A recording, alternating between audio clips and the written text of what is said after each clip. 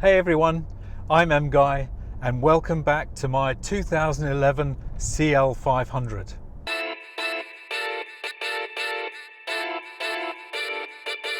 For those of you new to the channel, thanks for stopping by. Really hope you enjoy it.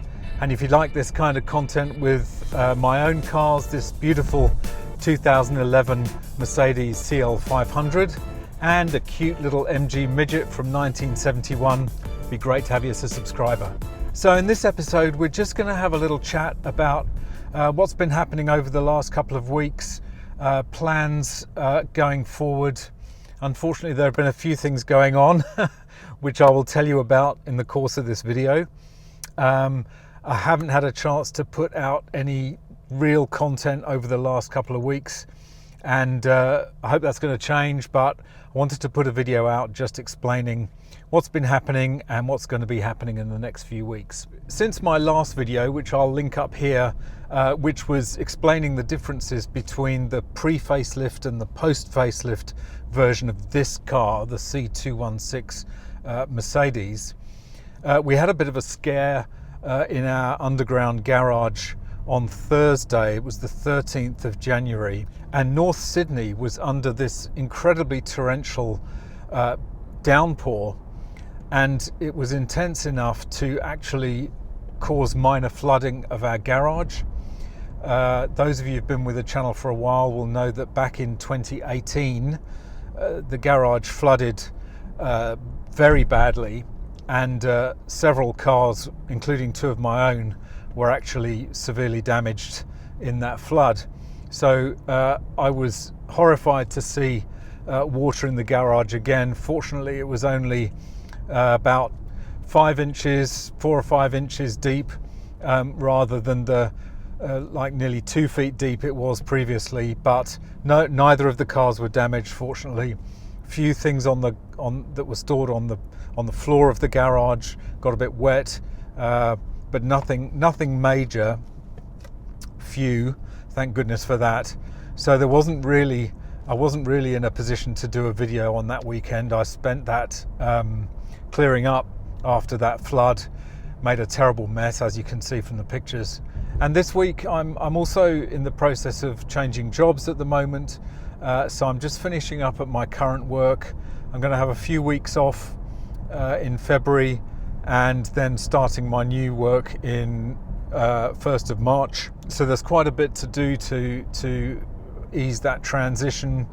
So I have been pretty busy, and this week I managed to injure my back, which is really deeply annoying. But I went for an MRI yesterday, and basically I've got what's colloquially called a slip disc. It's a herniated disc in the lumbar spine, and it's incredibly painful, and it's causing like pain in the front of my right leg because it's pinching a nerve.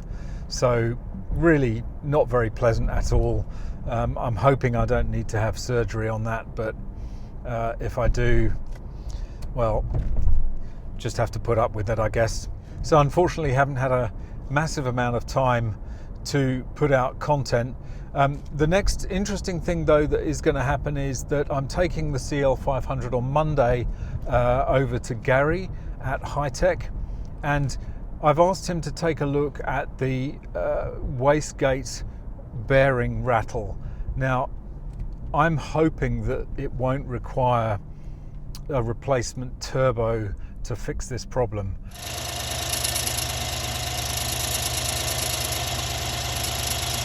I would like him to basically go through the induction system on both sides, both banks of the engine.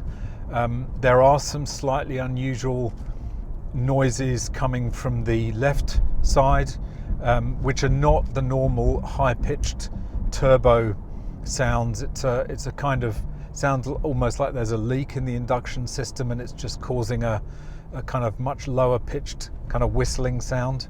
It's difficult to capture on microphone. So basically he's just going to give the whole top end a bit of a going over, make sure everything's working as it should, and also at the same time see what we can do about that wastegate rattle.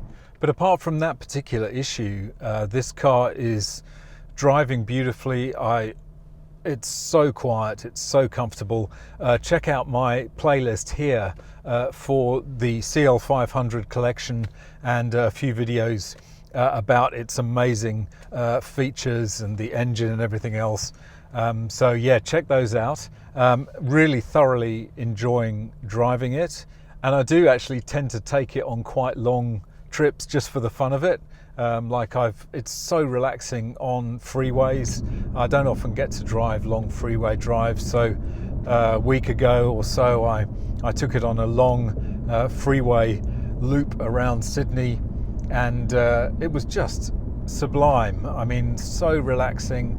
The cushion of air ride is just superb, can't be beaten, and yeah, wonderful car, absolutely loving it. So on to Madge the midget. Not much to report on Madge either, really. She's driving well. The only issue I had was with actually starting. I would pull the choke out and it would kind of splutter and cough even though the choke was out and I was giving it some throttle. And then I read on one of the forums that for these cars you need to really make sure that the choke is fully pulled out, almost as if the cable's gonna snap, and then you get an extra kind of 1/4 of an inch of movement in the choke cable, and that makes all the difference.